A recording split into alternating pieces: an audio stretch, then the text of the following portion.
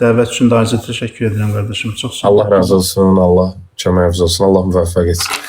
Təzmin əslində bugünkü mövzu yoxdur. Bizdə adətən necə olur? Biz yayım konteksti olaraq açırıq belə. Qardaşlar gəlir. Bizim yəni cahil cismimiz və əqlimizlə gücümüz çatan qədər cavab verməyə çalışırıq verilən suallar üzərində. Mövzu məcmuəsi adətən non-teizm üzərində olur bizdə. Çünki mən düşünürəm bizim cəmiyyətimizdə son aralar bu məsələ biraz ziddiyyətli şəkildə belə fərqli bir formada təlqin eləyib, yəni cərəyan formasına yayılır. Hətta insanlar əslində yeni tanış olur deyərdim bu şeylərdən. Non-teizm, xüsusən də onun terminləri ki var. Məsələn, ateizm, agnostisizm, deizm və s. Və gənc kateqoriyanı nəzərə aldıqda insanların fərqli bir aurası yaranıb bu şeyə qarşı. Və müsəlmanlara qarşı da xüsusi bir önyarğı konteksti açılıb. Sanki müsəlmanlar heç də kitab mütaliə edən deyirlər, sanki müsəlmanlar heç də fəlsəfə oxumayıblar, elmi tədqiqatlardan xəbərləri yoxdur, kimi bir önyarğı yaradıblar. Mən əslində bizim yayım kontekstimiz tam olaraq bu mövzularımız bu şey üzərində gedir.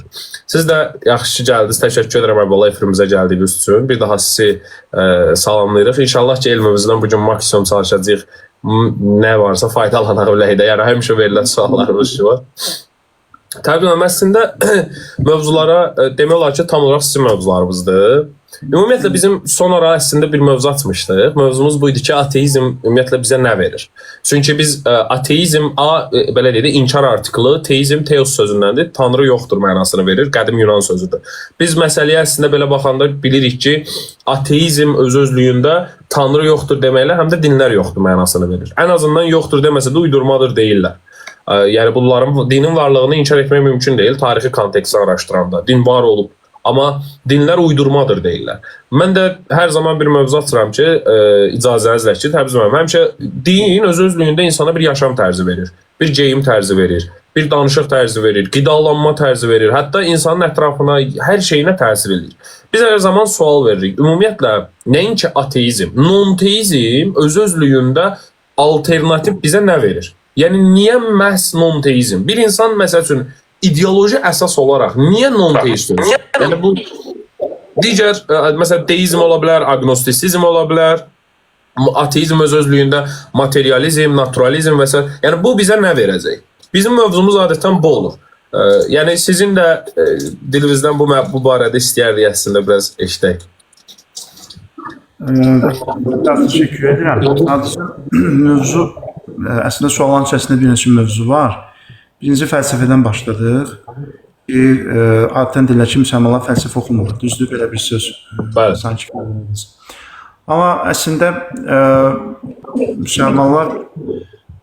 müsəlman deyəndə müsəlman biraz geniş bir anlayışdır. Müsəlmanın təhsillisi var, təhsilsizi var. Müsəlmanın IQ səviyyəsi yüksək olanı var, aşağı olanı var. Müsəlman indi geniş anlayışdır. Yəni bu müsəlmana da aiddir, ateistə də aiddir. Mən həmişə ateistlərdən misal çəkəndə Azərbaycan ateistlərindən misal çəkirəm. Məsələn, elm sözünü həmişə elm əvəzinə elm yazıb, hər şey elmdir deyən ateistlər də var bizdə, amma onun yanında savadlı ateistlər də var. Ona görə burada bir vahid kateqoriya yoxdur, burada fərqli kateqoriyalar var.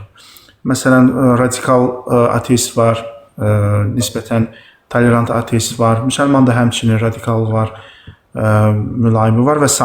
Yəni fərqli kateqoriyalardır. Amma fəlsəfəyə gəldikdə, fəlsəfə əsasən antik Yunandan tərcümə olunandan sonra müsəlman coğrafiyasında inkişaf elədi. Bunu ilk müsəlman və ərəb filosof olan Əl-Kindinin biz əsərlərində görürük. Əl-Kindidən sonra Farabidə görürük, Farabidən sonra İbn Sinada görürük, İbn Rüşdə görürük, Bəhmənyarda görürük, Mirdamad, Mulla Sədra, Aştiyani, Əllama Təbatabai, müasirlər və s.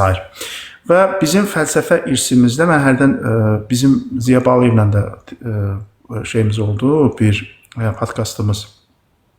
Orada qeyd eləmişəm, bizim fəlsəfə irsimizdə ümumiyyətlə Tanrıdan qopuq bir fəlsəfə anlayışı yoxdur. Çünki Azərbaycanda müasir dövrdə fəlsəfə deyəndə, nə bilim fəlsəfi yanaşma deyəndə cəmaət Oşonu oxuyur, elə bilirlər ki, nəsə fəlsəfi bir əsər oxuyublar. Amma Oşonun əsərləri fəlsəfi əsərlər deyil. Yəni maraqlı söz danışmaq, nə bilim aforizm demək, hikmətli söz demək, bu fəlsəfə demək deyil. Fəlsəfənin öz metodologiyası var, öz sistemi var, öz mövzusu var, yanaşma tərzi var və s. Bizim fəlsəfə irsimizdə fəlsəfənin əsas hədəfi, əsas qayəsi olaraq Allahı tanımaq, Allaha hətta bənzəmək qeyd olunubdur. Məsələn, bu Kindidə də var, Farabidə də var, bu Molla Sədrada da var. Onlar qeyd ediblər ki, fəlsəfə oxumaqda əsas məqsəd nədir? Fəlsəfə oxumaqda əsas məqsəd ət-təşəbbuh bil-bari, belə də ifadələri var. Ət-təşəbbuh bil-bari, Allaha bənzəməkdir və böyük bir kainatın kiçik bir təcəllisinə çevrilməkdir. Ona görə mən təəccüblənirəm, bizdə Sovet dövründə bilirsiniz, bu fəlsəfə əsərləri, şərq fəlsəfəsi daha çox rus dilində olan mənbələrdən istifadə olunurdu və rus dilində də bir ateizm konsepsiyası var idi. İnsanlar o dövrün təbliğatı ateizm üzərində qurulmuşdu və təbii ki, o dövrdə hakim ideologiya ateizm olduğu üçün fikirlər də təhrif olunurdu. Yəni biz bu Sovet dövründə oxumuş fəlsəfəçilərin, fəlsəfə müəllimlərinin əsərlərinə baxanda görürük ki, onlar şərq filosoflarını, Kindi olsun, Farabi olsun, İbn Sina olsun, Nəsrəddin Tusi olsun, onları ateist olaraq təqdim edirlər. Və bunu niyə o cür edirdilər? Çünki bu filosofların belə bir sözü var, aləm əzəlidir. Baxın, bu əzəli sözündən çıxış edərək dedilər, bu filosoflar ateist oldular. Halbuki belə deyil, çünki əzəli termini fəlsəfədə tamam fərqli bir məna ifadə edir. Və çox maraqlıdır, çox maraqlıdır. Məhəmməd Füzuli Mətləbül Etiqad əsərində bunu izah edir. Məhəmməd Füzuli Mətləbül Etiqad əsərində qeyd edir ki, filosoflar ki, deyəndə aləm əzəlidir, məqsədləri nədir və sonra başlayır əzəli məfhumunu izah etməyə ki, əzəli məfhumu iki növdür. Əzəli var, məsələn, Allah kimi ki, əvvəli yoxdur. Əzəli var, maddəyə aiddir. Çünki maddə zamanın başlanğıcıdır və zaman olmayan yerdə ki, o mücərrəd aləmə aiddir, yeni bir şeyin yaranması, maddənin meydana gəlməsi ondan əvvəl zaman məfhumu olmadığı üçün biz ona deyirik əzəli. Çünki onun bir zamanı yoxdur. Yəni bu səbəb oldu ki, bəziləri bizim filosoflarımız Allahsız kimi təqdim olunsunlar, amma əslində elə deyil. Məsələn, mən bayaq bir post paylaşdım İbn Sina'dan. Deməli, İbn Sina Əş-Şifa əsəri, İbn Sina'nın ən geniş əsəridir, ensiklopedik əsəridir. Orada məad bölümü var. İbn Sina orada xoşbəxtlikdən danışır. Üxrəvi, yəni axirət aləminə aid xoşbəxtlik. İbn Sina çox maraqlıdır. Deyir ki, əsas xoşbəxtlik axirət xoşbəxtliyidir. Və orada da bir söz işlədir. Əl-hukəməul ilahiyyun, ilahi filosoflar. Yəni dindar filosoflar, inanclı filosoflar. İnanclı filosoflar, onlar əsas məqsədi axirət xoşbəxtliyidir. Niyə? Çünki onların nəzərində həqiqi xoşbəxtlik axirət xoşbəxtliyidir. Çünki axirət xoşbəxtliyi odur ki, insan axirətdə, yəni inanclı insandan söhbət gedir, Allaha daha yaxın olacaq. Ona görə filosofun əsas məqsədi axirət xoşbəxtliyidir. Və onun üçün dünya xoşbəxtliyi o qədər də əhəmiyyət kəsb eləmir. Yəni İbn Sina belə bir şəxs olubdur. Nəsrəddin Tusi belə bir şəxs olubdur. Nəsrəddin Tusi İbn Sinanın şərhçisidir və İbn Sina xəttinin davamçısıdır. İbn Sinanı Nəsrəddin Tusi o qədər təzim edir. Hətta o İşarələr və Qeydlər əsərinin müqəddiməsində İbn Sinanın əsərini bir növ məcazi olaraq Quran ayələrinə bənzədir ki, yəni o qədər dəqiq cümlələrdir ki, insan gərək onun hər kəlməsi üzərində düşünsün. Yəni bizim fəlsəfi irsimiz bu cürdür. Bunu mən fürsət düşdükcə qeyd edirəm. Bunu düzgün çatdırmaq lazımdır. Fəlsəfi irsimizi bu düzgün çatdırmaq lazımdır. Bizim fəlsəfi irsimiz heç vaxt Allahdan qopuq olmayıbdır. Bizim fəlsəfi irsimizdə heç vaxt ateizm olmayıbdır. Ümumiyyətlə qərb fəlsəfə irsində də ateizm olmayıbdır. Qərb fəlsəfəsində, yəni Renesansdan sonra bu yaxın dövrlərdə belə deyək, ateizm meydana gəldi. Halbuki Renesansın qurucuları, liberalizmin qurucuları bu insanlar moralist oldular. Bunlar Allaha inanıblar və əxlaqın təbliğində, əxlaqın, ümumiyyətlə insan əxlaqlı olmasında Allah faktorunu önəmli hesab ediblər. Xoş qaldı, ateizm insana nə verir? Əsas sualınıza da çox qısa cavab verim. Ateizm insana nə verir? Bu ateistin dünya görüşündən çox şey asılıdır. Məsələn, elə ateist var ki, onun üçün ateizm nihilizmə bərabərdir. Onun üçün həyatda heç bir məna yoxdur, heç bir məqsəd yoxdur, heç bir hədəf yoxdur. Çünki məsələn, absurdizm olsun, nihilizm olsun, bu 20-ci əsrdə meydana gələnlər, bunlar nədən meydana gəldi? Tamam, adam Frans Kafkadır, deyir ki, həyat mənim üçün mənasızdır. Həyatda heç bir hədəf yoxdur, adam bədbindir. Bizdə belə bir modernizm xəstəliyi var. Məsələn, deyirlər ki, tutalım bir insanın intelligent və intellektual olduğunu öyrənmək üçün bilirlər. Sən Kafkanı oxumusan, və ya Kamunu oxumusan. Qardaşım, Kafkanı oxu da, balaca bir əsəri var, oxuyursan. Kafkanın yəni hansı dərinlikdə bir əsəri var, yazıcı olaraq necə deyim, o çatdırmaq istədiyi mesajın dərinliyi hansı həddədir? Bizim yerli yazıçılarımız, mən bir dəfə statusda yazmışdım, Rövşən Abdullah olsun, İlqar Kamil olsun, onların əsərlərindən verdiyi mesajlar Kafkanın verdiyi mesajlardan qat-qat dərindir. Qat-qat dərindir. Yəni absurdizm olsun, nihilizm olsun, bu yəni bir mənada insanı gətirir bura. Yəni YouTube-da da var, çox məşhur insanlar var ki, bunlar milyoner olublar, milyarder olublar, amma həyatda heç bir məna tapmayıblar. Həyatda heç bir məna tapmadıqları üçün də adamlar milyonları ola gedib intihar ediblər. Niyə? Çünki məna tapa bilmirlər. Dinin məncə bizə verdiyi ən önəmli mesajlardan biri mənadır. Məna. Baxın, bugün Avropada siz xarici universitetləri bir dənə araşdırın, zəhmət olmasa. Girin, orada şərqşünaslıq fakültələrinə baxın. Bu insanların araşdırdıqları ən çox mövzulardan, ən əsas mövzulardan biri də nədir? Tibet və Buddizm, yoga, spiritual təlimlər. Niyə? Çünki insanlar sosial rifah var, hər şey var, amma mənəvi boşluq var. Bizim bir İngilis müəllim var idi. O 20 il bundan qabaq İngiltərədən gəlib dünya turuna çıxmışdı. Məsələn, adam deyir ki, bir dəfə bizə xatirəsini danışdı. Deyir, mən Kamboçyada bütün həyatım dəyişdi. Niyə? Deyir, çünki mənim tutalım əlimdəki foto aparatı oradakı insanların birlik gəlirindən çox idi. Amma o insanların üzündəki xoşbəxtlik, qamışda yaşayırlar. Bütün günü düyürlər, amma o insanların üzündə gördüyüm xoşbəxtliyi mən heç arada görməmişdim. Baxın, o mənəvi hüzur, insanların bu dəqiqə ən çox axtardığı şeylərdən biridir. Azərbaycan insanı niyə daha çox antidepressan qəbul edir? Çünki gərgindir, çünki dindən uzaqdır, çünki mənəvi boşluq var. Mənəvi boşluq olan yerdə də onun yerini nə doldurur? Antidepressanlar doldurur, nə şiddət doldurur və s. və s. Ona görə dinin insana verəcək çox şey var. Ən önəmlisi mənə görə o mənəvi hüzurdur ki, insanı insan edən əsas faktor odur. Başa düşdüm tərcümanım. Təşəkkür edirəm, minnətdaram. Əvvəla Elvin Allah verdiyi mənim həm yaxın dostumdur, bilmirəm tanıyırsınız. Tanıyıram. Mənim salam aleyküm. Aleyküm salam qardaşım. Tərcümanım, cavabladığınız üçün minnətdaram. Əslində biz buradan hər zaman bu insanlar bunun üzərində az da olsa mən düşünürəm düşünsələr, bizim cəmiyyətimiz. Həqiqətdə bu məna məsələsi üzərində düşünsələr, yəni ateizmin həqiqətən burada cavabsız qoyduğu minlərlə şey var. Çünki ateizm prosesin hər zaman necəliyini izah edən bir mövqe olduğuna görə tam olaraq mahiyyətinə ortaya qoya bilmir. Yəni mahiyyəti nədir bunun? Yəni biz məsəl üçün sevginin oksitosin, dopamin, adrenalin və serotonindən ibarət olduğunu bizə məsələn bioloji faktorla izah eləməyək, həqiqətən sevginin nə olduğunu izah etmiş olmur bizə. Mən əslində bununla razıyam. Bəs ümumiyyətlə insanların son aralar cəmiyyətimizdə xüsusən xüsusən ateist deyirəm, belə ümumi non-teist mövqelərə, belə ciddi formada meyllənməyinin sizcə səbəbi nədir? Yəni insanlar xüsusən də gənc kateqoriya, məsələn universitet tələbələrinə baxırıq biz, məsəl üçün əvvəl inancılı adamlar idilər bunlar və bu adamların bu formada şiddətli meyllənməyinin səbəbi nədir sizcə? Təbrizməyəm.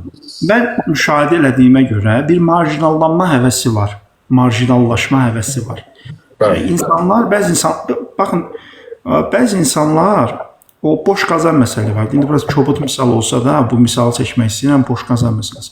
Bəzi insanlarda intellekt yoxdur, güclü bir intellekt yoxdur və ya güclü bir karyera yoxdur, güclü bir sənət yoxdur, bir şey yoxdur. Bu insanlar o boşluğu bir növ doldurmalılar. Xüsusilə müasir dövrdə bu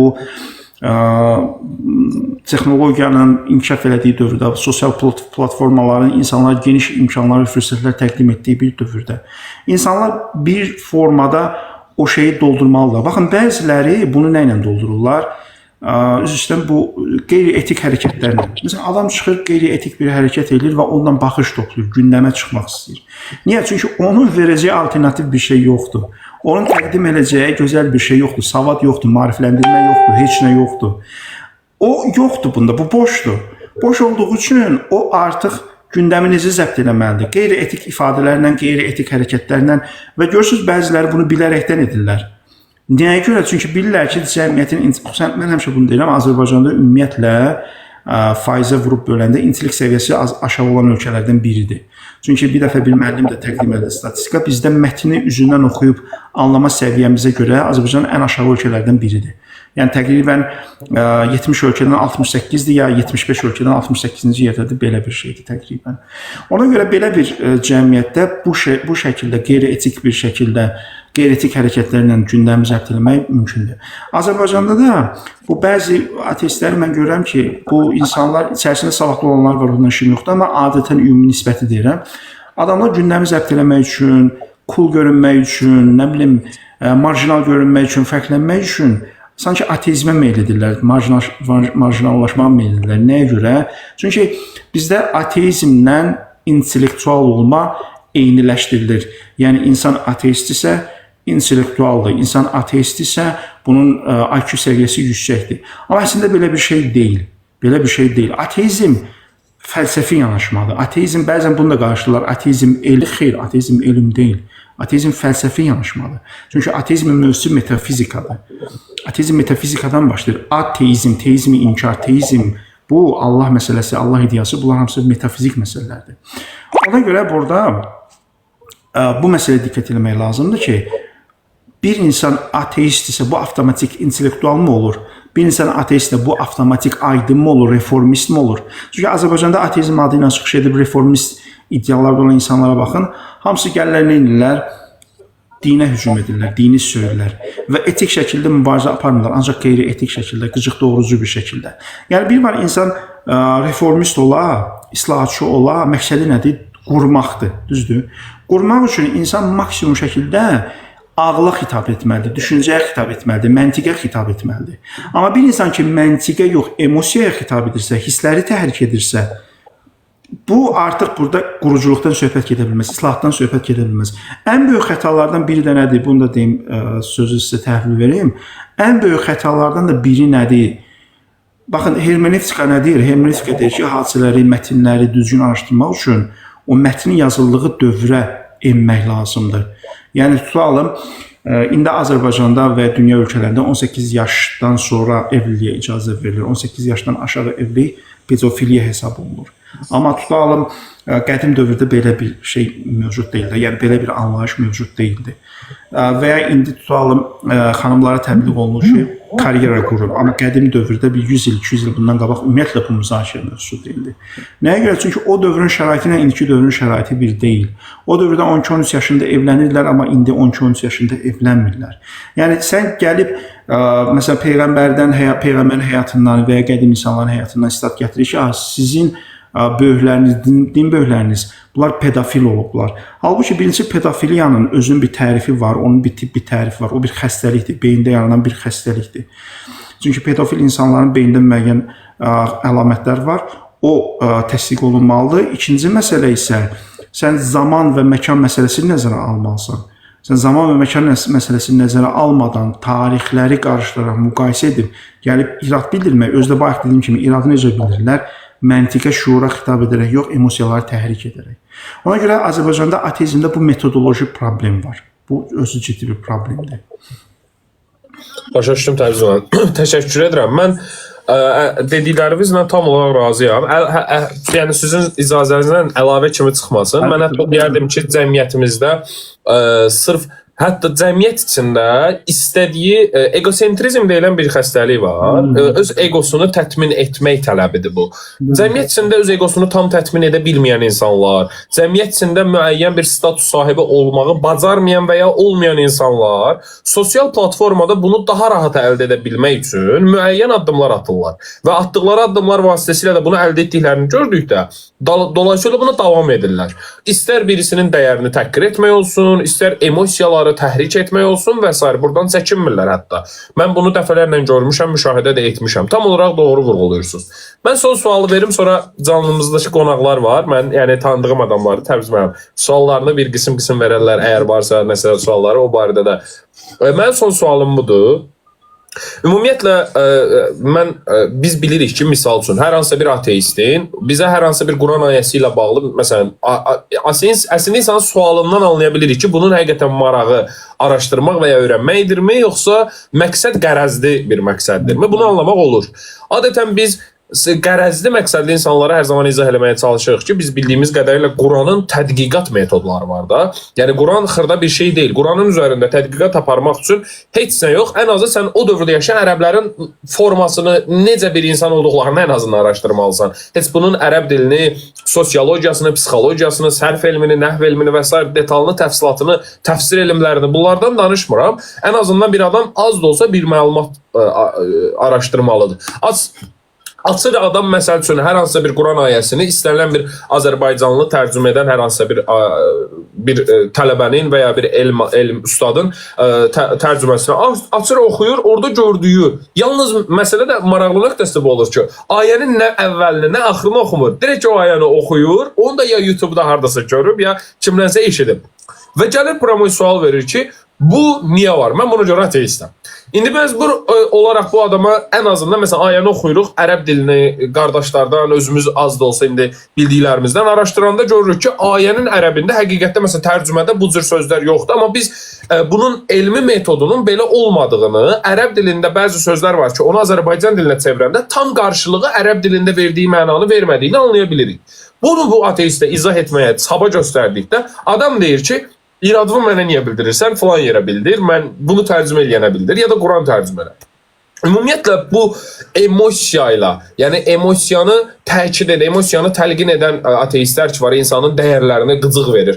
Söymür, təhqir etmir, amma üslubu elədir ki, insan qıcıqlanır. Hər bir müsəlman, yəni müsəlmanlarda biraz təəssübkeşlik olaraq tərcümə bilirik də biz. Müsəlman, məsələn adam var ki, heç nə bilmir, amma deyir ki, ya Əli də, yəni bu adamda təəssübkeşlik var artıq. Sən bunu heç vaxt dedizdirənmərsən, yox, ya Əli xətalıdır. Bu adam nə desə də deyəcək ya Əli, bu təəssübkeş insandır. Bu təəssübkeş olan müsəlmanlara, bu ateistlər, yəni bir qism ateistlər əlbəttə ki, hamısını aid eləmirəm, təlqin edib bu emosiyanı oyatdıqda qarşı tərəfdə radikallıq yaranır, müsəlman tərəfdə. Sonra ikinci plan başlayır. Müsəlmanlar radikal, ekstremist mövqeydədirlər. Halbuki bunun təməlində, buna zəmin yaradan əvvəlində Diyanan ona zidd olan non-teist mövqeyidən iradlar var idi.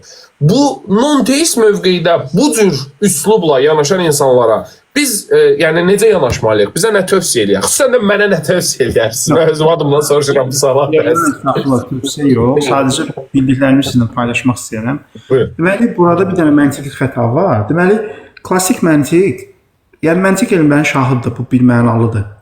Nəyə görə şahıdır? Çünki İbn Rüşd deyirdi ki, deməli, Platon deyirdi ki, insan elmlərə birinci həndəsə və musiqi oxumaqla başlamalıdır. İbn Rüşd onun əsərində şərh yazanda gəldi ki, yox, insan birinci məntiq oxumalıdır. Çünki məntiq bütün elmlərdə keçərlidir. Məntiq hətta Peyğəmbərin özündə belə keçərlidir. Baxın, Peyğəmbər vəhy alanda belə məntiqlə düşünür. Nəyə görə? Çünki o, məsələn, Cəbraili görür, düzdür, Cəbrail ona vəhy gətirir. O, həmin vaxtı şuuraltı da olsa ziddiyyətsizlik qanunu tətbiq edir. Yəni, bu gördüyüm həm var, həm yox ola bilməz. Həm düz, həm səhv ola bilməz. Həm burada olub, həm olmaya bilməz.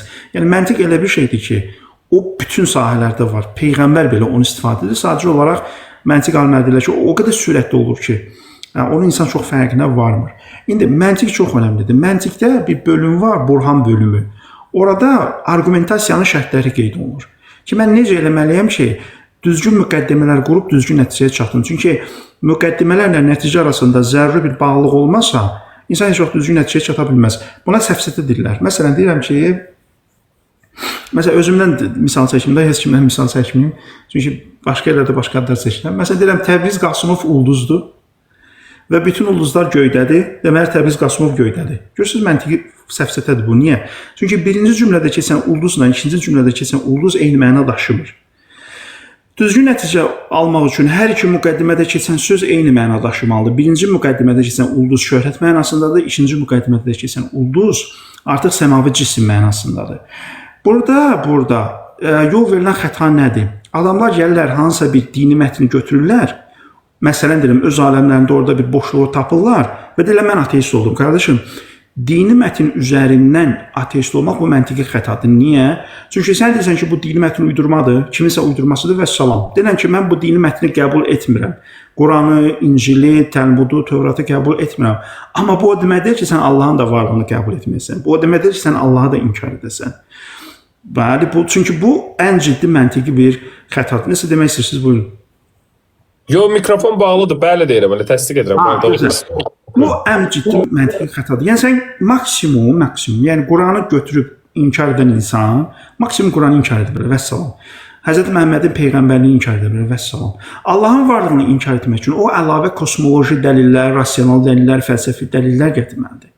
Ona görə mən o Tanrı varlıqla yoxluq arasındakı kitabda onu qeyd eləmişəm.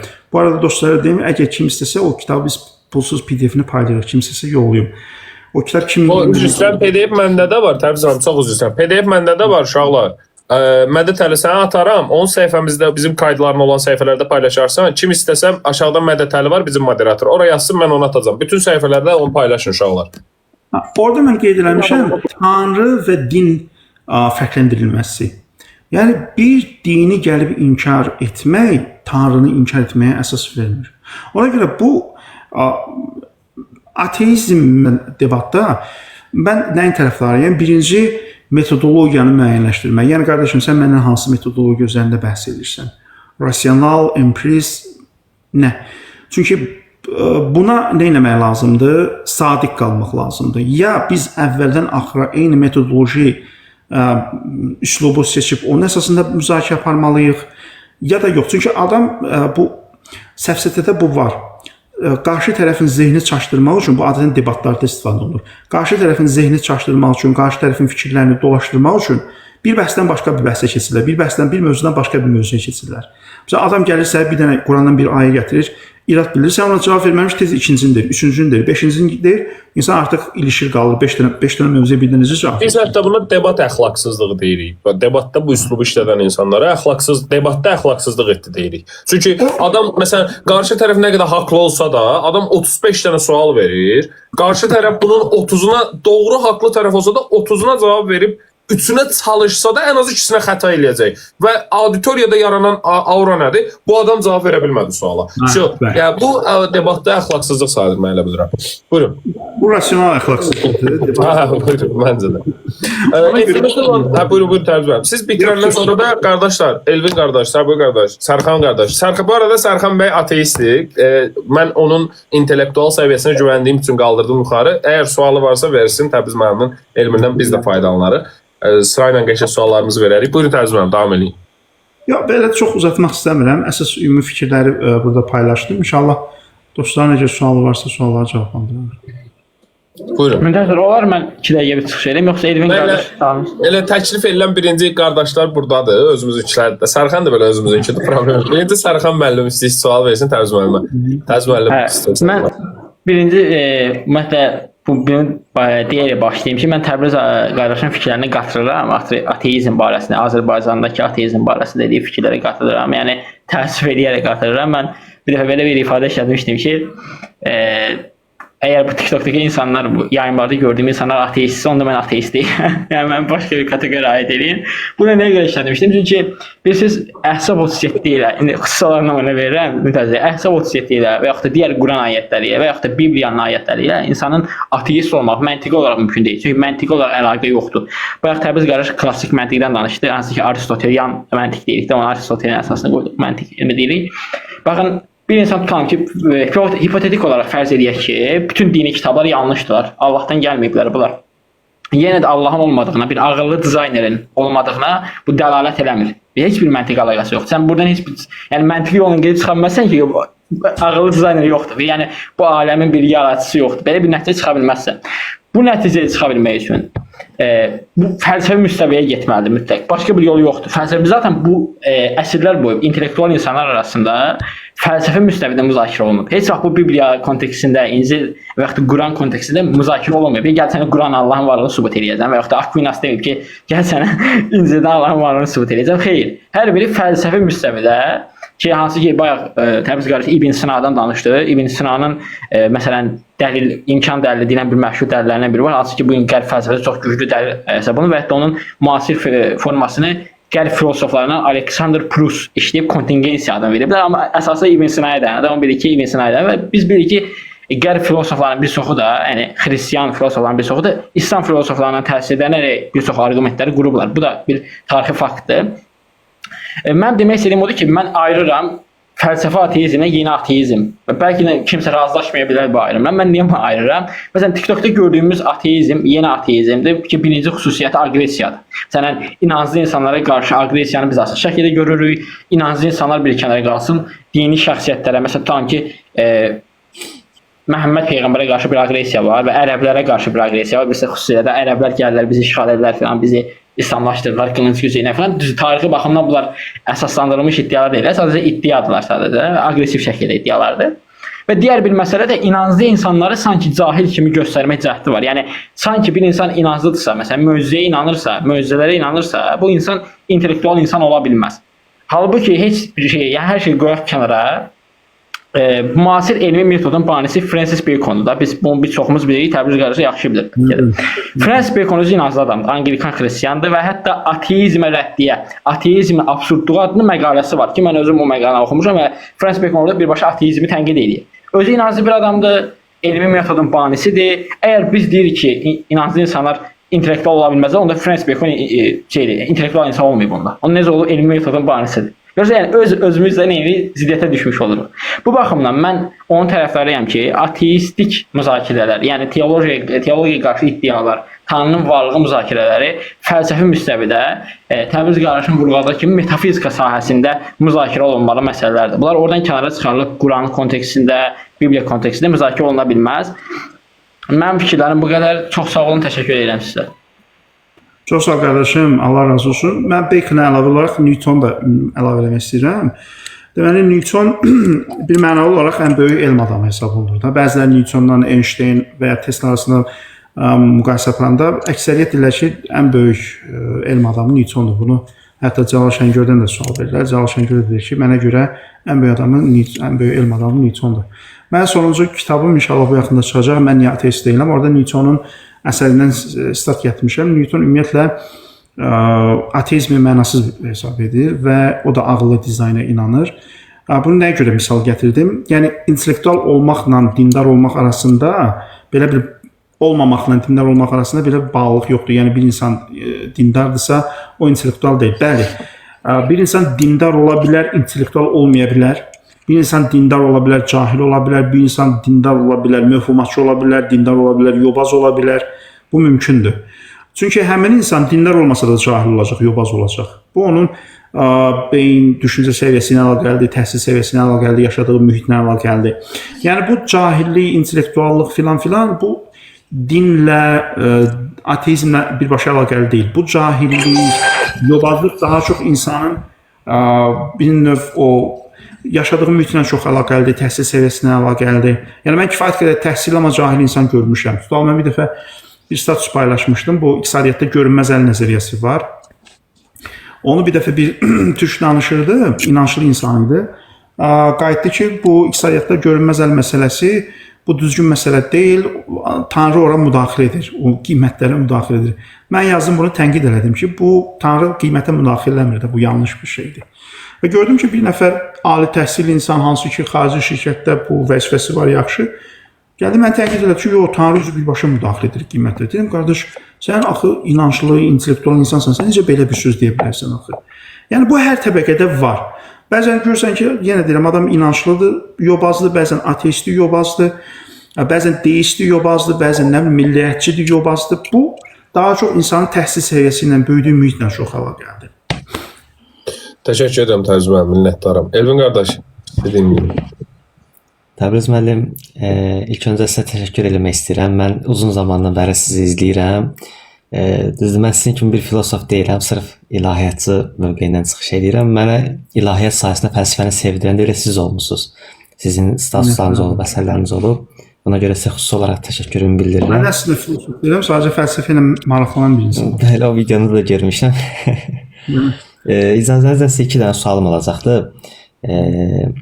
Birinci sualım bundan ibarətdir ki, az öncə çıxış elədiyiniz zaman qeyd elədiniz ki, ağla xitab olunmalıdır, amma hisslərə yox. Sizcə dinin hisslərə də xitabı yoxdurmu? Din burada yönəlmirmi? Dinin hissləri kitabı var, onu inkar eləmirəm. Peyğəmbər özü belə insanları dəvət edər. Sadəcə olaraq rasional müstəvidə söhbət gedirsə. Baxın, məsələn, tutalım, riyaziyyatdan danışaq, düzdür. Məsələn, mən riyaziyyatın faydalı olduğunu necə isbatlaya bilərəm? Bir və bunu rasional müstəvidə insanlara çatdırmış ki, məsələn, Russell kimi deyim ki, kainat ümumiyyətlə riyazi hesablar üzərində qurulubdur. Ona görə biz riyazi hesabları kainata tətbiq edəndə kainatdan bir cavab aldıq. Bunu Russell deyirdi. Bu bir rasional izahdır. Bir də var, mən ona tamam fərqli bir müstəvidə izah gətirdim. Deyirəm, qardaşım, bax, tutalım, fizika öyrənmək istəyirsənsə, yaxşı pul qazanmaq istəyirsənsə, yaxşı karyera qurmaq istəyirsənsə, hamısının kökündə riyaziyyat. Bax, yaxşı iqtisadçı olmaq istəyirsənsə, riyaziyyatı bilməlisən. Yaxşı fizik olmaq istəyirsənsə, riyaziyyatı bilməlisən. Yaxşı nə olmaq istəyirsənsə, hətta yaxşı ilahiyyatçı olmaq istəyirsənsə, riyaziyyatı bilməlisən. Əlamə Tabatabai Nəcəfə gedəndə ustadı dedi ki, əgər metafizik mövzuları yaxşı araşdırmaq istəyirsənsə, o zaman get həndəsə oxu, riyaziyyat oxu. Yəni o iki fərqli müstəvidə xitab var, müraciət var. Çünki Quranın müxatabları eyni təbəqənin insanları deyil. Adi TikTok olsun, nə bilim, Instagram olsun, Facebook olsun, görürsünüz, müxatablarımız eyni insanlar deyil. Bəzi insanlara sırf rasional izah lazımdır. Bəzi insanlara isə nə lazımdır? Sırf elmi müzakirələrə aiddir. Ki, məsələn, qarşı tərəfdən biz, məsələn, Allahın var olub olmadığını isbatlamağa çalışırıq. Burada mən emosiyadan istifadə edə bilmərəm. Çünki emosiyadan istifadə etsəm, o da emosiyadan istifadə edəcək, aləm qarşılayacaq bir-birinə. Çünki emosiya insanlarda fərqlidir və müştərək bir dil deyil. Amma rasionallıq, məntiq bu müştərək dildir. Ona görə bu müzakirə zamanı ilk öncə rasional dildən istifadə etmək lazımdır. Aynen də buna görə çox sağ olun. Mən ikinci sualımda icazənizdən verim. Biz dini mətnlərə nəzər saldığımız zaman, istər hədislərdə olsun, bunu ayə şamil emirəm, çünki adətən ayələrdə mövzu bəlli olur. Eyni zamanda ariflərin tövsiyələrində insanları təfəkkür etməyə dəvət edilir hər zaman. Müəyyən bir sahə nəzərdə tutulmadan. İndi Quran ayələrinə nəzər saldığımız zaman məlum olur söhbət nədən gedir. Allah sonda buyurur ki, düşünsünlər ya düşünmürlərmi kimi. Amma ümumi olaraq mətnlərdə təfəkkürə yönəltmə var bizi. Düşünməyə yönəltmə var bizə. Hətta namazın sonra belə təfəkkür edin deyə ariflərin tövsiyələri var. Bu ümumi bir ifadədir həqiqətdə. Mən nəyi təfəkkür edim, nəyi düşünüm? Burada məqsəd necədir? Bunu mən necə xüsusiləşdirim? Necə vəzifəmi tanıyım ki, sırf buna yönələrək düşünüm? Çünki təfəkkür et ifadəsi özlüyündə çox geniş bir anlamdır. Hər şey burada daxil ola bilər. İşte bu ifadə təfəkkür edin göstərişində biz nəyi nəzərə almalıyıq? Nə demək istəyirlər? Quranın düsturu var, təfəkkür etməyə dair. Nə deyir Quran? Deyir, Hətu burhanakum in kuntum sadiqin. Əgər siz doğru danışan insanlarsınızsa, o zaman dəlillərinizi gətirin. Deməli, təfəkkür nədir? Dəlil gətirmədir. Və dəlil gətirmə nə olmalıdır? Beyyinətun, Quranın dediyi beyyinə olmalıdır. Açıq-aşır sübut olmalıdır. Yəni, bayaq dediyim kimi bir məntiq var. İnsan çünki ağıl işlətmə, əqli mühakimə, argumentasiya forması birdir. Müqəddimə nəticə. Bu, yəni sabitdir. Bu, bütün insanlarda vücuddur. Müqəddimə nəticə. Quran-ı Kərimdə də bu çox işləndirir. Məsələn, Quran müşrikləri danlayanda deyir ki, siz niyə ağlınızı işlətmirsiniz? Əfələ yaqilun, əfələ yetəfəkkərun, əfələ yetədəbbərun. Niyə ağlınızı işlətmirsiniz? Niyə düşünmürsünüz? Niyə ata-babalarınız sırf deyib deyə bunu edirsiniz? Baxın, burada Quran bir səfsətəyə işarə edir ki, ata-babalar deyib deyən, kimlərsə deyib deyən, onun üzərindən nəticə çıxarmaq bu məntiqi cəhətdən yanlışdır. Və nəyə dəvət edir? İnsanlar düşünməyə dəvət edir. Deməli, düşünmədə əsas nədir? Məntiq. Bu birinci. Bunu ola bilsin Quran gedin məntiq oxuyun adı ilə demir. Amma bu o dövrdə bilinən bir şey idi deyən və ümumiyyətlə istənilən insana deyəndə ki, məntiqli düşün, o bunu bu və ya digər mənada bilir. Bu ümumiyyətlə bilinən bir şeydir deyən Quran insanları bu səpkidə dəvət edir ki, düşünün və təfəkkür edin. Sadəcə olaraq Quranın müxtəlif səpkilərdə, müxtəlif formalarda düzgün və yanlış düşüncəyi ifadə edir. Bayaq dediyim kimi, ata-babaların düşüncəsinə tabi olmaq olmaz. Bu kör təqlidçilikdir, bu olmaz. Və ya məsələn, keçmişdə deyənlər, kimlərsə gəlir özündən bir söz deyir, vəhmə tabi olur, xəyala tabi olur, suizən eləyir. Quran-Kərimdə suizən də tənqid olunur axı. Adam gəlir suizən üzərindən bir şey deyil və ya bir insan fasik bir insandır, yalancı bir insandır, gəlir sənə söz deyir. Bunlar hamısı metodologiyadır. İşarə edir ki, belə şeylərə etimad eləmək olmaz. Çünki bunlar rasional dəlillər deyil. O bir tərəfdən də nəyə işarə edir? Dəlil gətir, sübut gətir. Heç vaxt zənnə tabi olma. Məsələn, bu özü çox böyük bir şeydir. Gümana tabi olma. Yəni nəyə tabi ol? Möhkəm dəlilin olsun əlində. Bunlar hamısı nədir? Bu və digər şəkildə məntiqi qaydalardır ki, Quran bizi dəvət edir o səpkidə. Amma bu metodologiya müəyyən olandan sonra mövzulara gəldikdə ki, nə üzərində müzakirə edək, nəyi düşünək, nəyi təfəkkür edək, Quran bir çox şeyi, məsələn, varlıq üzərində. Məsələn, deyir ki, Seyru fil ardı fanzuru keyfə bədəəl xalq. Gəzin yer üzünü, baxın, görün, yaranış necə baş verdi. Məsələn, bu bizi əslində kosmoloji dəlillərə dəvət edir ki, kosmoloji dəlillər üzərində düşünün, çünki Allahın varlığını isbatlayan əsas dəlillərdən biri də kosmoloji dəlillərdir. Və ya məsələn deyir, keyfə xuliqat, məsələn, əfələ yanzuruna iləl ibli keyfə xuliqat, onlar dəviyə baxmırlarmı, necə yaranır, göyə baxmırlarmı, yerə baxmırlarmı, insana baxmırlarmı və s. bu şəkildə insanları dəvət edir. Deməli, Quran iki şeyə dəvət edir. Bir, düzgün düşünmə, İki, nəyin üzərində düşünmə. Bunların hamısını bu və ya digər şəkildə, təbii ki, hamısını qeyd eləmir, amma müəyyən miqdarına işarə edir. Sağ olun, minnətdaram. Hələ ki, bura qədər kifayətlənirəm suallarla. Tərcüman, Səbu qardaşın sualını da dinləyək istəyik. Səbu qardaş, burası sualın varsa əgər qardaş. Selamun Aleyküm və Rəhmətullah. Təbriz qardaşa salamlayıram inşallah. Sualım yoxdur, xeyr. Sadəcə salamlaşmaq istədim. Aleykəssalam və rəhmətullah. Tərcüman, mən əslində özümün həm ən çox mərak etdiyim, həm bizim günlərlə Elvin qardaşla bu şeylə bağlı müzakirələrimizin olduğu, üzbözdə, yayımlarda, insanlar üçün, demək olar hər gün ən azı bir 5 nəfərin də verdiyi bir sual ki var. Əslində bunun bütün bu kontekstdə olan sualların hamısının bir təməli var. Yəni sual adətən bizim millətdə bu cür olur. Allah hər şey əvvəldən bilirdisə, bizi niyə imtahan elədi, mən niyə belə oldum falan filan. Ümumi bunların adını mən şər problemi adlandırıram da. Yəni belə deyək, belə götürək bunları. Çünki şər kimi gördükləri şeylə o kontekstdən verirlər. Amma mən sualı biraz daha istəyirəm bir balaca şiddətləndirəm. Yəni siz üçün əlbəttə şiddətli deyil, biz üçün şiddətli suallarımı elə bilirəm. Sualımız bu cürdür ki, ümumiyyətlə məsələni insan iradəsi və insanın seçimlərinə aid etmirəm. Bir mənalı olaraq təbii şərə yönləndirirəm məsələni. Yəni məsəl üçün zəlzələ, tsunami, ildırım. Məsələn, ildırım vurdu, bir nəfər öldü. Zəlzələ baş verdi, bir nəfər öldü. Məsələn, zəlzələ ilə bağlı mənim özümün qəşəng bir izahım var. Özümdə özümə vermişəm bu izahı ki, məsələn, tektonik hərəkətlər baş verməsə nə baş verər? Mən bunu araşdırdım, gördüm ki, zəlzələ, mən Allaha dua elədim ki, Allah zəlzələ baş versin. Yəni düşünün ki, zəlzələ olmasa, ya tektonik hərəkətlər olmasa, ümumiyyətlə biz canlılar yaşaya bilmərik. Mən bunu öyrəndim araşdıranda. Amma bəzi nüanslar var da, Mən onlara baxanda görürəm ki, bunlar hər bir halda, məsələn, bir qrup İslam alimləri deyib ki, ümumiyyətlə şər öz-özlüyündə mövcud deyil. Bu sadəcə xeyrin, yəni yaxşılığın olmamağından qaynaqlanan bir şeydir. Hər bir halda bu da bir məna olaraq mənə hardasa məntiqli gəldi. Sonra düşündüm ki, bunun özü mövcud olmasa da təsirləri mövcuddur. Yəni bunun məsələn biz bir şeyi şər adlandırırıq. Bu həqiqətdə şər deyil, okey, amma bunun təsiri varmı? Bəli, var. Bundan emosional təsirə düşənlər mi varmı? Bəli, var. Hətta Allaha üsyan edən insanlar mı varmı? Bəli, var. Məsələn, adam var, gəlir deyir, qardaş, mənim anam ölüb məsəl üçün, mən ateist olmuşam. Bu adamlar, mənim övladım ölüb, ateist olmuşam. Bu və buna bənzər nələr var, düşünürəm. Ümumiyyətlə şər problemi haqqında bir müqəddimə nəsə bir şey mümkünsə. Əlbəttə, ümumiyyətlə ateistlərin kitabı, mən bu sonuncu kitabda qeyd eləmişəm, mən niyə ateist deyiləm, orada şər mövzusunda... Mən çox üzr istəyirəm. Mən əslində niyə şər problemini əsas sual kontekst elədim? Mən sizin kitabınızı oxudum, siz mənə PDF-i dünən atmışsınız, mən onu yarılamışam. Əslində bir dəfə oxudum, bitirdim. Dünənləri mənə atdınız, mən onu bitirdim. Sonra gördüm, yox, bu belə bitirilən kitab deyil, bir dənə də oxudum. Yarımçıqda şər probleminə qədər oxudum, araşdırdım. İndi təfsilatını sizin dilinizdən eşitmək biraz, buyurun.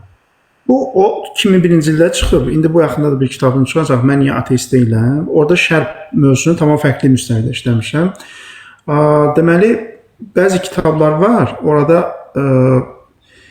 şər problemi müzakirə olunur və ümumiyyətlə mülahizə edəndə görür ki, ateizmə yönəlmədə ən ciddi səbəb şər məsələsidir. Yəni demək olar ki, bütün ateistlərin ortaya gətirdiyi arqument şər məsələsidir. Filosoflar, müsəlman filosoflar nə deyirlər? Müsəlman filosoflar deyirlər ki, şər var, sadəcə olaraq şər müstəqil varlıq deyil. Şərin mənşəyi yoxluqdur. Yəni şər özü var, amma mənşəyi yoxluqdur. Məsələn, qaranlıq bu bir reallıqdır, amma mənşəyi işığın olmamasıdır. Və ya məsələn, kədər bir reallıqdır, amma mənşəyi nədir? Sevincin olmamasıdır və s. Burada yenə bayaq dediyim kimi bir məntiqi xəta var. Yəni şər varsa, şər həqiqətdirsə, bu o demək demir ki, Allah yoxdur. Çünki mən tutalım, şər bildiyiniz kimi tək müsəlmanları, dindarları, inancları maraqlandıran bir mövzu deyil. Şər həm də ateistləri maraqlandıran bir mövzudur. Yəni ateist də nəticədə bu şər mövzusuna bir əlac tapmalıdır. Nəyə görə? Bayaq dediyim kimi, bu nihilizm, absurdizm, bu kimi cərəyanlar hardan yaranır? Şər problemi Mən çox üzr istəyirəm. Hətta adətən mən bu kontekstdə debat konstruksiyasında, yəni sadəcə sual yox, debat zamanı mənə bu sual verildikdə mən alternativ hər zaman soruşuram ki, tamam, əgər məsəl üçün bir körpə uşağının ölümdən ən azından bizdə alternativlər vardı. Ölümdən sonra həyat var, ədalətin bərqərarı və s. Ən azından siz ölümdən sonraki həyat və ədalətin bərqərarı yoxdursa, deyirsinizsə, o uşağın naləsi kainatın boşluğunda yox olub gedəcək. Mən hər zaman bunu alternativ gətirirəm ki, yəni səndə zaten çarə yoxdur. Ən azından məndə bir alternativ var deyirəm. Odur. Elə mən demək istədiyim də o, siz dediyiniz kimi, şər məsələsi təkcə inancları maraqlandıran bir məsələ deyil. Şər məsələsi həm də bir ateisti maraqlandıran bir məsələdir və siz dediyiniz kimi şər məsələsi ateist kontekstdə daha bərbad bir hal alır.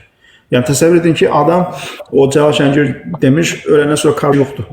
Yəni, heç nə yoxdur. Adam yəni mənəvi böhrana düşür, depressiyaya düşür, nihilist olur, hər şeyi inkar edir, acığını gedir, inanmadığı Allahdan çıxır.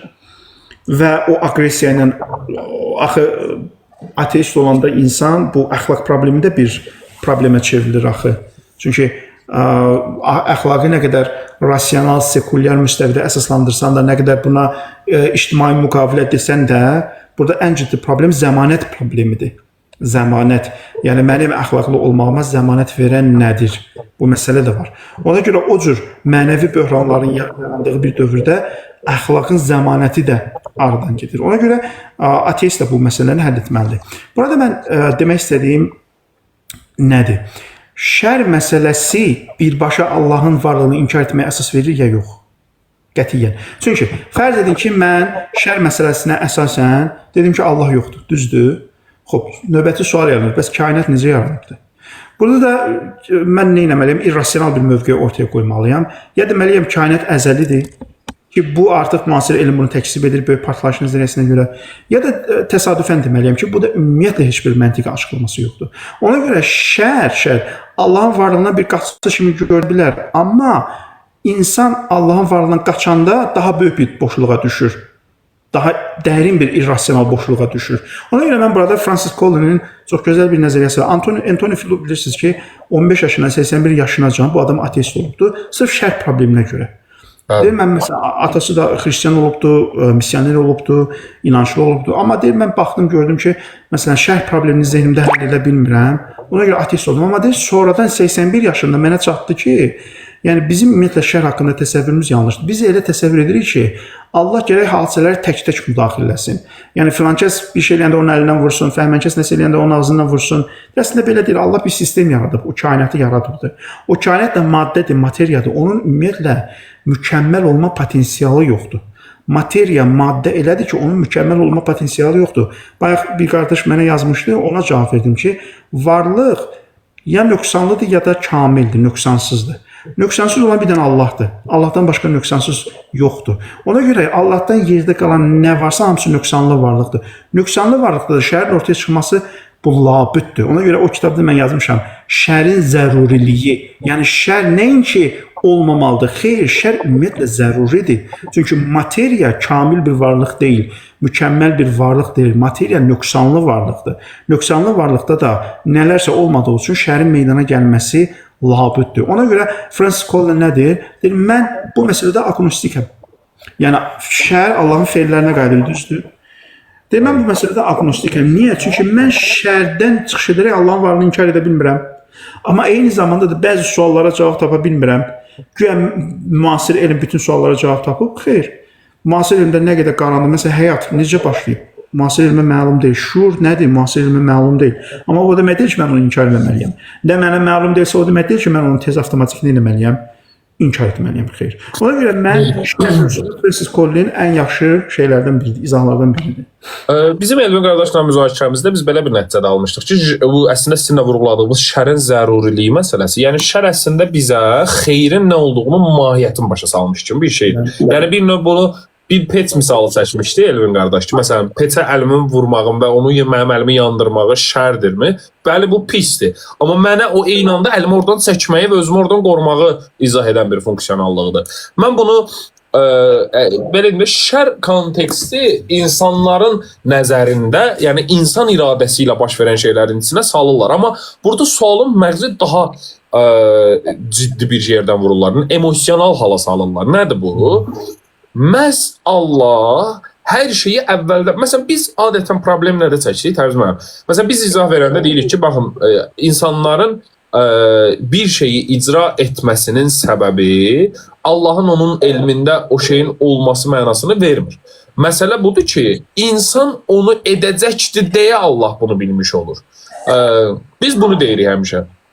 İndi mən bilmək istəyirəm ki, Təbriz müəllim, ümumiyyətlə insan kontekst olaraq bu sualın, məsələyə ümumiyyətlə yanaşırıq ki, bir yanaşmamız var. Bizim yanaşmamız nədir? Biz deyirik ki, insanların iradəsi var, azad seçim edirlər. Düzdür, Təbriz müəllim?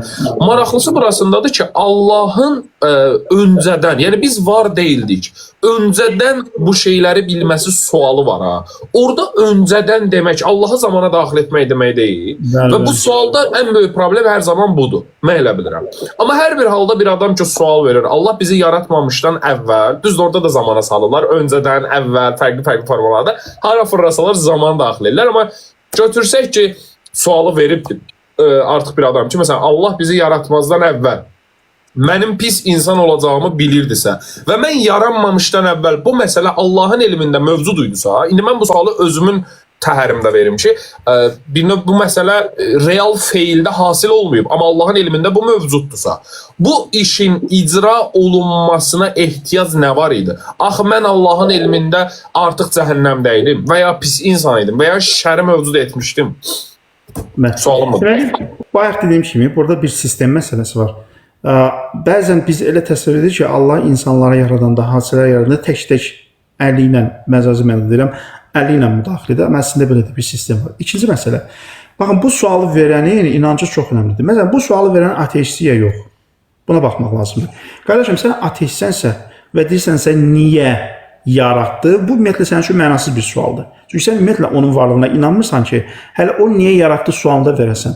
Amma o ki qaldı möminə, inanclıya, əgər sən Allahın varlığını qəbul edirsənsə, o zaman sən bilirsən ki, Allah ədalətlidir və sənə də ixtiyar veribdir, düzdür? Sən Allaha inanırsansa, onun cənnət və cəhənnəminə inanırsansa, azad ixtiyara inanırsansa, o zaman səni pis insan olmağa məcbur edən nədir? Əksinə sənin önündə böyük bir fürsət var. Get, yaxşı iş gör və cənnətli ol. Yox, əgər sən Allahın varlığına inanırsan, azad iradəyə inanırsan, cənnət və cəhənnəmə inanırsan, amma buna rəğmən yenə də pis insan olmağa çalışırsansa, deməli sən də cəhənnəmlisən. Nəyə görə?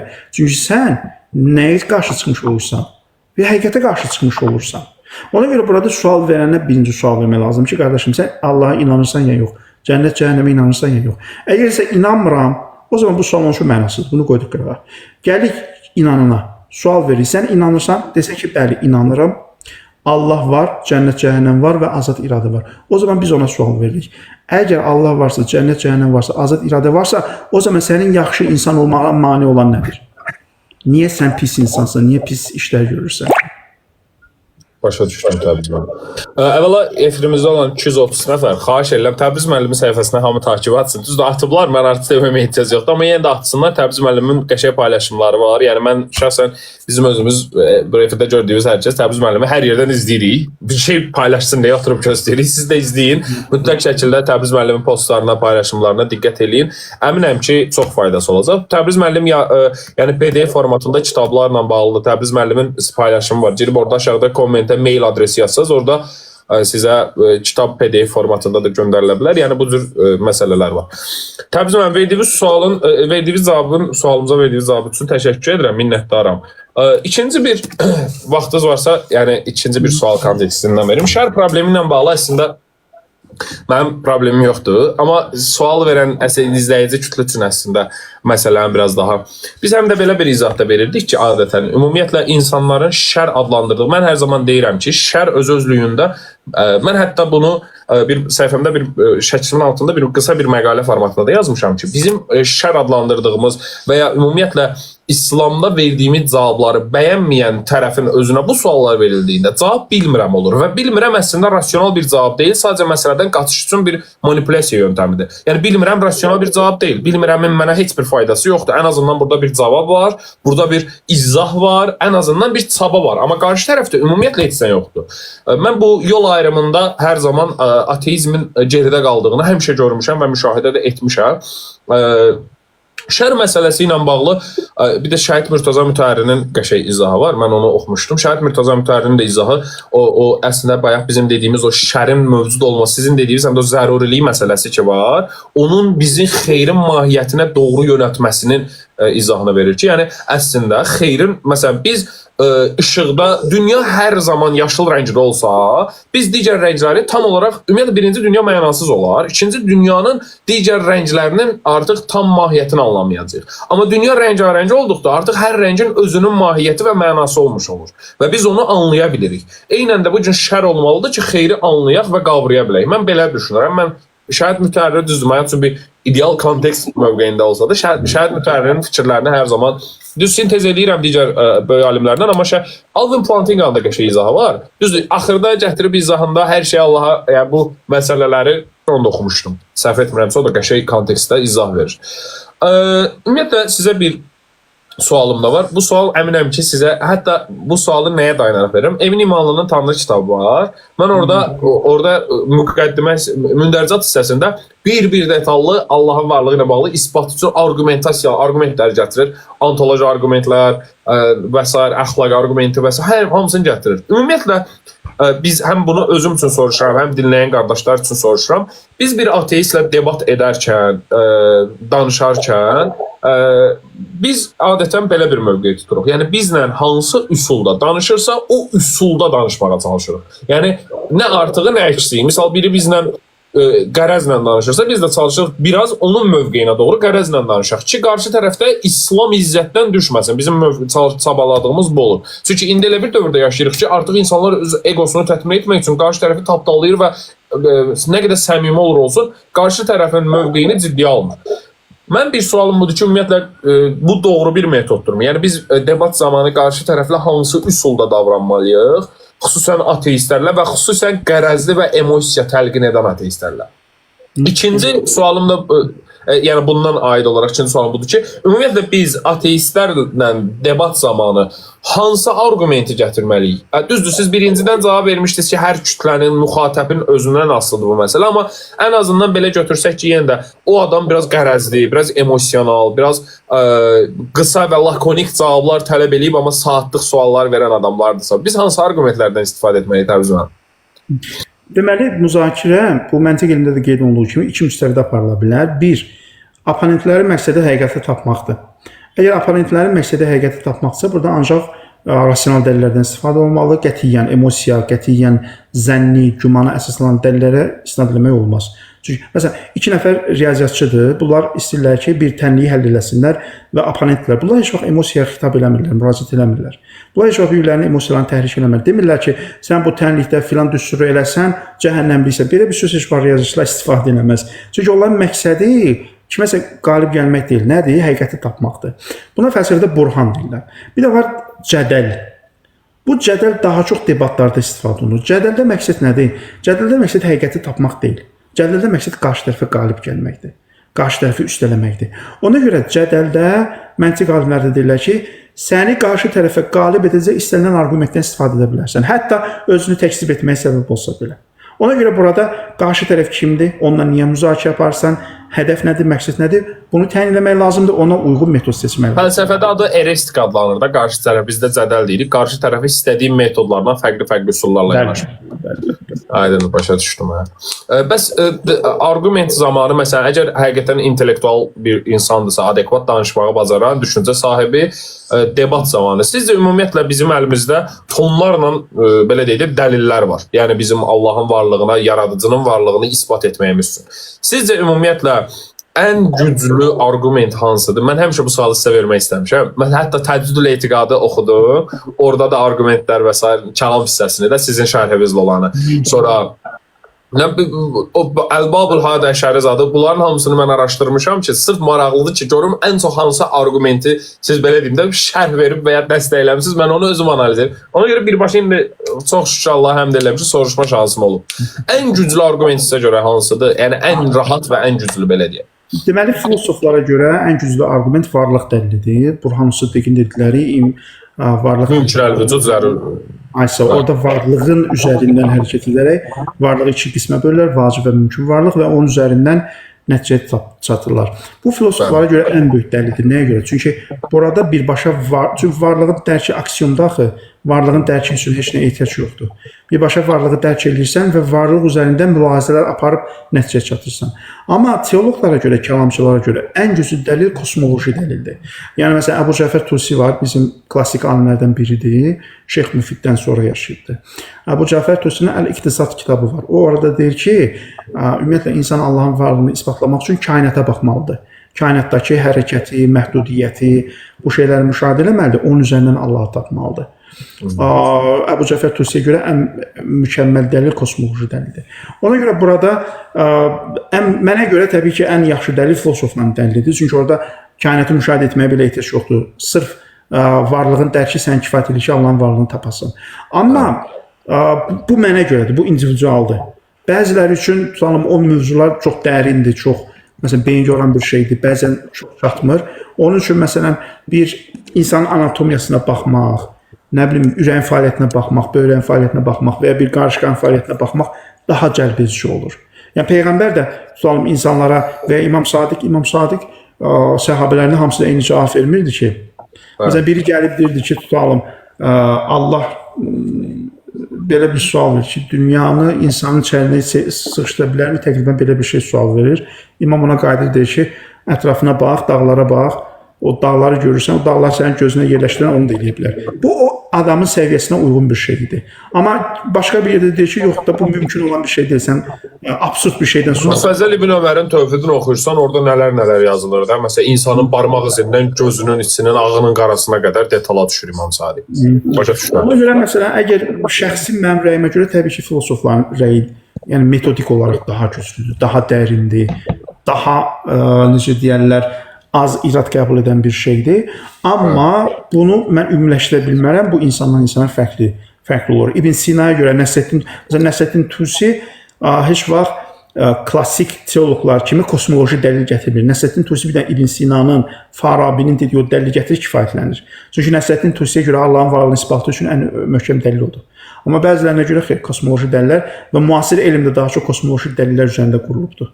Yəni müasir teoloqlara baxsaq, qərb və şərq filosof teoloqlarına baxsaq, bunlar daha çox kosmoloji dəlillərdən istifadə edirlər. Biz böyük alimlərin debatlarına baxırıq. Məsəl üçün, mən keçən səfər mən arada ən azı ayda bir dəfə deməli Professor Lawrence Kraussla debat var YouTube'da Hamza Tuzorçisi. Mən o debata baxanda indi Hamza Tuzorçisi gətirmişəm son kitabında inşallah. Professor Lawrence Krauss'a qarşı istifadə etdiyi arqumentə baxırıq. Əslində bu dediyi orada varlıq, mümkün varlıq və s. dəlilindən daha çox kozmoloji arqumentlərdən istifadə edir. Çünki qarşısındakı insan artıq bir fizikçidir və elm adamıdır. Ona görə orada məsələ əslində düz deyirsiniz. Yəni amma mənim şəxsi düşüncəmdir. Mən öz xırda mütaliəm, əlbəttə ki, sizin dediyiniz, yəni sizin yanınızda bu bir icazənizlə deyə bilərəm bunu maksimum. Mənə görə ən güclü dəlillərdən biri, mənə görə də ontoloji arqument, sırf imkan dəlili, yəni varlıq kontekstindən çıxış edən, mümkün varlıq, zəruri varlıq. Bir də üçüncü hal olması qeyri-mümkün olan varlıq, o şeydə gəlir, o varlığı da bilmirik deyə, onunla müzakirə eləmirik. Keçir ikinci mümkün varlıq və zəruri varlıq məsələsinə. Mən bu arqumentin qarşısında cavab heç vaxt görməmişəm. Açığı deyim, amma müxatəblərdə çətinlik yaşayırlar. Yəni, müxatəblərin özünə bu arqumenti gətirirsən, danışırsan ki, mən hətta bir uzun belə bir növ deyim kimi bir şey var ki, Bu sözü çox qəşəng deyirəm. Deyirəm, mümkün varlıq mümkün edə bilməyəcəyinə görə mümkün varlığı mümkün edən mümkün səbəblər silsiləsi zəruri varlığı zəruridir. Mən həmişə bunu bu cür deyəndə qarşı tərəf deyir ki, qardaş sən nə danışırsan? Əslində bu doğru bir şeydir. Bunu özüm çıxarışan özüm eləmişəm ki, mümkün varlıq mümkün edə bilmədiyinə görə təməldə mümkün varlığı mümkün edən mümkün səbəblər silsiləsi, yəni bu silsilənin sonu zəruri varlığı zəruridir. Mən bunu həmişə gətirirəm və qarşı tərəf deyir ki, qardaş, sən səfsət görməyə deyir ki, sən məntiqsiz danışsan, ya ən çox cavab olur. Əslində bu mövcud olan o varlıq argumentini birbaşa bir cümlə ilə izah edən bir şeydir. Mümkün varlıq. Hə, mən həmişə bunu bu cür deyirəm. Mümkün varlıq anlayışını, varlıq dəlilini qarşı tərəf hər zaman düşünürəm ki, başa düşmür. Təbii, çətinlik çəkirlər. Müntəzir versiyası imkan dəlili. Bəli, müntəzir versiyası budur. Mən başqa sualım yoxdur, Təbriz müəllim. Varsa qardaşların sualları. Əslində Səbri qardaş demişkən son, buyurun. Mən sadəcə telefon dönür, mən əgər mümkünsə... Səbri qardaşın sualı yox, var demişkən son mənə bir dənə sualım var. Təbriz bəy, bir sizə diqqətlə qulaq asdım. Allah sizin vücudunuzu salamat eləsin inşallah. Sadəcə bir söz, ya mən səhv başa düşdüm, ya siz başqa mənə dediniz. Hər iki halda səhvi özümdə axtarıram. Ki siz eləməlisiniz. Amma bir şey maraqlamaq istəyirəm. Bir cümlə işlətdiniz ki, Allah Subhanahu və Teala ya mümkün, ya qüsursuz varlıq yaratmayıb, ya da ki yaradıb. Amma yaratmamalı isnad edirsiniz. Varlıq iki qismdir. Ya qüsursuzdur, ya qüsurludur. Qüsursuz bir dənə Allahdır. Ondan yerdə qalan nə varsa hamısı qüsurludur. Yəni kainat qüsurludur. Bu problem kainatdadır. Çünki kainatın qüsursuz olma potensial yoxdur. Kainat qüsursuz olsaydı Allahdan fərqi olmazdı. Aydındır. Ona görə qüsursuz olan bir şeydir də şərin meydana gəlməsi zəruridir. Siz bu cümləni kainata yönəltdiniz, şəxslərə yönəltmədiniz. Qüsurludur. Yaradılan qüsursuz olsaydı Allahdan fərqi olmazdı. Yəni, əslində mən mövzunun 14 məsuma aid olduğunu hiss eləyirəm. Ona görə buradan bu şeyi bilməsək ki, əslində fəlsəfi olaraq, qardaşım, yaranmış, yəni məxluq özü mümkün varlıq olduğuna görə, zəruri varlıq ola bilməyəcəyinə görə onun qüsuru olur. Yəni, bu da bir qüsur sayılır əslində. Yəni, bir növ məntiqi cəhətdir. Aydın. Təşəkkür edirəm. Təbriz müəllim, sizin... Buyurun, Elvin qardaşım, buyurun. Mən bir məsələ haqqında fikrinizi öyrənmək istəyirəm. Sizə görə, məsələn, bir kəs ateisti təqdim edilən dəlillərin müqabilində aciz qalır. Məsələn, bir müsəlmana debat əsnasında cavab verə bilmir və cavab verə bilmədiyində etiraf edir ki, bəli, mən bu dəlilin müqabilində acizəm, cavabım yoxdur. Amma daxilən inam da yoxdur. İnansızlıq yaşayıram. Yəni, düzdür, əqli müstəvidə, elmi müstəvidə cavab verə bilmirəm. İsbat da gətirə bilmirəm. Amma inanmıram yenə də. Bu halın olması mümkündürmü? Bəli, mümkündür. Çünki o agnostik, tamamilə agnostikdir. Nə tam inana bilmir, nə tam inkar edə bilmir. Beyin bulaşıqdır. Kant kimi, nə bilim, İranda biri var, Məlikyan var, onun kimi. Adam deyir ki, inkar edə bilmirəm. Amma tam inana da bilmirəm. Yəni, Quranın bir sözü var, muzəbzəbinə beynəzəlik. Get-gəldədir. İki şeyin arasında qalıbdır. Nə tam ona gələ bilmir, nə tam buna gələ bilmir. İndi bu sualı verməkdə məqsədim bir dənə şəriət hökmünün hikməsini öyrənmək üzərindədir. Hərçənd ki, axtarmışam, mən məni qane edici bir cavab tapa bilməmişəm. İslam şəriətində, demək olar bütün məzhəblərin baxışına əsasən, mürtədin hökmü bəllidir. Əvvəl İslamda idisə, sonra xaric olsa, bunun hökmü bəllidir. İndi sual budur ki, bir kəs gəlib belə bir etiraf eləsə ki, düzdür, mənim cavabım yoxdur, amma daxilimdə də inanmıram.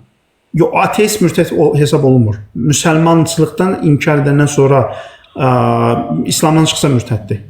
Bu bir... İşte hədəfim odur. Mürtəd mövzusunda ən gözəl rəylərdən biri Cəfər Sübhaninin rəyidir. Cəfər Sübhani deyir ki, mürtəd ümumi hökm deyil, mürtəd sadəcə o dövrdə olan siyasi bir hökmdür. Niyə?